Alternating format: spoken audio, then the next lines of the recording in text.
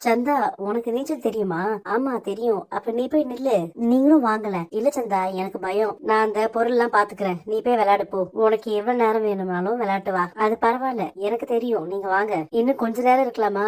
ஆள் பாக்கதான் அமைதியா இருக்கு. எப்படி விளையாடுற பாரு. உங்க கூட நான் ரொம்ப சந்தோஷமா இருக்கேன். இது என்னது பாக்ஸ்ல சீடை முறுக்கு எல்லாம் எடுத்து வந்திருக்கேன். உங்களுக்கு என்ன பிடிக்கும் எனக்கு தெரியாதுல, அதனாலதான் ஸ்வீட் காரம் எல்லாத்தையும் எடுத்து வந்திருக்கேன். நீயும் சாப்பிடு சந்தா. ரெண்டு பேரும் என்ன பண்ணிட்டு இருக்கீங்க? உட்காந்து பேசிட்டு இருக்கோம். நீங்க தப்பா புரிஞ்சுக்கிட்டு பேசிட்டு இருக்கீங்க. நாங்க சும்மா தான் உட்காந்து பேசிட்டு இருக்கோம். தேவையில்லாத வேலை பார்க்காதீங்க, கிளம்புங்க. இவ நான் கட்டிக்க போற பொண்ணு. ஒழுங்கா எங்க கிளம்பிடுங்க, அதான் உங்களுக்கு நல்லது. சந்தா வா, சீக்கிரம் வண்டியில ஏறு. இந்தா தண்ணி குடி. இப்போ ஓகேவா சந்தா? இப்படிலாம் நடக்கும்னு நான் எதிர்பார்க்கலமா. இப்பதான் உன்னை கூட்டிட்டு வெளியில போன மாதிரி இருக்கு. அதுக்குள்ள உன்னை திரும்பி டிராப் பண்ணிட்டேன் பாரு. இனிமேல் நான் உன்னை அடிக்கடி வெளியில கூட்டிட்டு போறேன். டேய், மணி 8 ஆயிடுச்சுடா.